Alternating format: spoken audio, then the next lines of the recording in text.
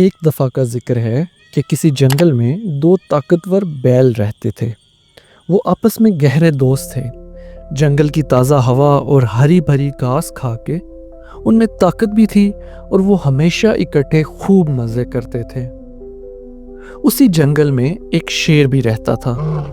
اس نے اپنی طاقت کے زور پہ ان کا شکار کرنا چاہا تو منہ کی کھائی اور زخمی ہو کے واپس آ گیا۔ شیر کو اپنی شکست کا بہت دکھ تھا۔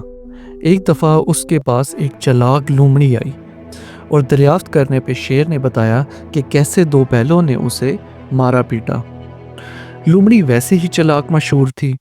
اس نے کہا آپ فکر نہ کریں، میں کچھ کرتی ہوں۔ دوسری طرف بیل اپنی طاقت پہ بڑے مغرور ہو گئے تھے۔ وہ ہر طرف سینہ تان کے چلتے تھے۔ ایک دن لومڑی نے ایک بیل کو اکیلے پایا تو اسے کہا کہ تمہارا دوست تو کہتا ہے کہ شیر کو اس نے مار بھگایا، تم تو وہاں کھڑے ہی تھے۔ یہی بات لومڑی نے دوسرے بیل کے پاس جا کے بھی کہی۔ یہ سن کے وہ بھی غصے میں آ گیا۔ اس بات کو لے کے دونوں بیلوں میں تو میں ہو گئی اور دونوں ایک دوسرے سے ناراض ہو گئے۔